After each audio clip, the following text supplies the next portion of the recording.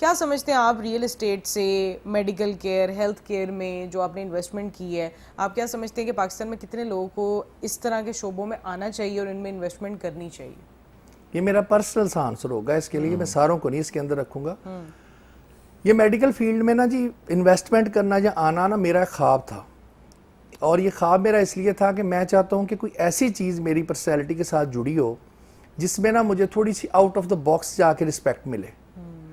بس یہ جو ریئل اسٹیٹ بزنسز ہے، ٹیکسٹائل بزنس، جتنے بھی بزنسز ہیں، اس کے اندر ہم ایک انٹرپرینیور ہیں، بزنس مین ہے، ٹھیک ہے، بزنس مین کی یہ جب کسی کے آپ ہیلتھ کے ساتھ چلے جاتے ہیں نا، دیکھیں آپ خود ڈاکٹر ہیں، ہم اپنا سب سے پیارا بچہ، سب سے پیارا جی گھر کا آپ کے حوالے کر کے باہر ایسے کر کے بیٹھ جاتے ہیں، اور ہماری بہت ساری چیزیں آپ کے ساتھ جڑی ہوتی ہیں۔ اس فیلڈ کے اندر میرے آنے کا صرف اور صرف مقصد یہی ہے کہ اللہ تعالیٰ اس کے اندر کامیابی ہمیں دے اور ہم لوگوں کے لیے وسیلہ صحت بنے، جہاں پہ جو لوگ آئیں پروردگار ان کو یہاں سے شفا دے کے بھیجیں، میرا مولا ان کے اوپر اتنا کرم کرے کہ ان کو یہاں سے شفا ملے۔ ان کو شفا ملنی شروع ہو گئی تو سمجھے ہم کامیاب ہو گئے۔ بس بالکل ایسے اسی وجہ میرا میڈیکل فیلڈ میں آنا تھا، اور میری یہ خواب تھا، یہ اچانک آیا ہوں میں۔ یہ رشاد صاحب یہ ہم نے 10 منٹس کے اندر ڈیسیجن کیا کہ me and doctor he said کہ میں یہاں پہ کرنا چاہ رہا ہوں۔ میں نے کہا ڈاکٹر صاحب اگر آپ مجھے تھوڑی سی عزت دینا چاہتے ہیں نا تو پلیز مجھے بھی اس کا حصہ بنا لیں آپ۔ And they invested with me, یہ میرے اکیلے کی انویسٹمنٹ نہیں ہے، they made their own investment as well, we are all the equal partners.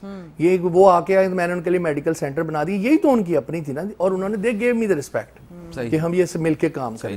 تو انشاءاللہ تعالیٰ اللہ تعالیٰ اس کے کامیاب کرے گا، اور اللہ تعالیٰ یہاں سے جو لوگ یہاں پہ آتے ہیں سب سے بڑی کامیابی ہے کہ میرا پروردگار ان کو وہاں سے شفا دے، ہم ان لوگوں کے ہاتھوں سے ان لوگوں کو نکالیں جن کے پیارے اس ٹائم کے اوپر سفر کر رہے ہیں اور غلط ٹریٹمنٹ کی طرف جا رہے ہیں، رائٹ ٹریٹمنٹ کی طرف، رائٹ کنسلٹنٹس کے ہاتھ میں ہو۔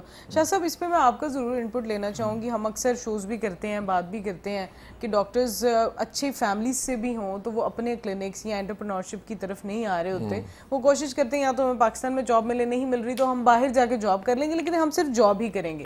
میڈیکل ہیلتھ میں، میڈیکل کے شعبے میں ڈاکٹرز کا خود انٹرپرینور بننا کتنا ضروری ہے؟ اچھا دیکھیں، انٹرپرینور تو ایک مزاج کا نام ہے، ایک اپروچ ہے، ایک مائنڈ سیٹ ہے، اس کے بغیر آپ انٹرپرینور نہیں بن سکتے۔ یعنی انٹرپرینور کا کوئی تعلق نہیں ہے کہ بڑے پڑھے لکھے لوگ ہی بنتے ہیں، زیادہ تر پڑھے لکھے لوگ نہیں بنتے۔ دنیا میں جتنے بڑے انٹرپرینورز ہیں جنہوں نے ایک انٹرپرینور کے طور پہ اپنی آئیڈینٹی بنائی ہے، وہ سب کے سب ان کا ایک مائنڈ سیٹ تھا۔ ان کو سمجھ آ گئی کہ ہم نے رائٹ ریسورس کو اکٹھا کرنا ہے، ہم نے ٹیم بنانی ہے، ایک ویژن سیٹ کرنا ہے، انویسٹ کرنا ہے، اس میں رسک لینا ہے، کیونکہ ہر چیز ایک رسک ہے۔ کوئی بھی یہ نہیں ہو سکتا کہ آپ بغیر رسک کے کوئی کام کر رہے ہو، تو ایک رسک ہے۔ اس کے بعد پھر آپ نے وہ سب چیزوں کو دیکھنا ہے کہ وہ جو نیڈ ہے، کیونکہ ایک ٹائم پہ ایک نیڈ ہوتی ہے، نیڈ بدلتی رہتی ہے، سروسز کی نیڈ بدلتی رہتی ہے، نوعیت بدلتی رہتی ہے۔ پرانے ہیلتھ سینٹرز دیکھ لیجئے، ہاسپٹل دیکھ لیجئے، کچھ نہیں امینڈ ہوئے، کچھ وہی کلاسیکل ان کا سارا رہ گیا۔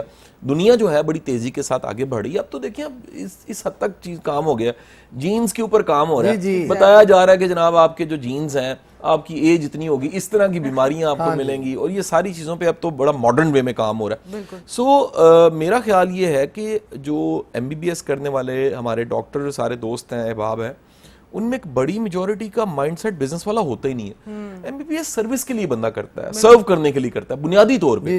جیسے آپ دیکھیں نا، کسی ملٹری مین سے پوچھیں یا فورسز میں کوئی بھی، پولیس میں ہے، فوج میں، وہ سرو کرنا چاہتا ہے۔ ایک اپنی زندگی کو ایک مشکل میں ڈالنا آسان نہیں ہے کہ آپ وردی پہن کے اس کے بعد بارڈر پہ کھڑے ہو جائیں، بڑا مشکل کام ہے۔ ایک لائف سٹائل اپنانا پڑتا ہے، ڈسپلن اپنانا پڑتا ہے۔ اسی طرح ڈاکٹرز، میں نے یقین کیجئے جتنے بھی ڈاکٹر بننے والے بچے ہیں اور بڑے ایسے سینئر ڈاکٹرز ہیں، ان کا میں نے انہیں ریکال کروایا کہ اپنا ذرا یاد کریں اس پروفیشن میں آپ کیوں آئے تھے۔ انہوں نے کہا جی ہم سرو کرنے آئے تھے، یہ ڈاکٹر کا مسیحا ہوتا ہے۔ آپ خود، یہ گولڈ میڈل ہے جی ان کا ایم بی بی ایس میں، تو آپ بھی یاد کیجئے۔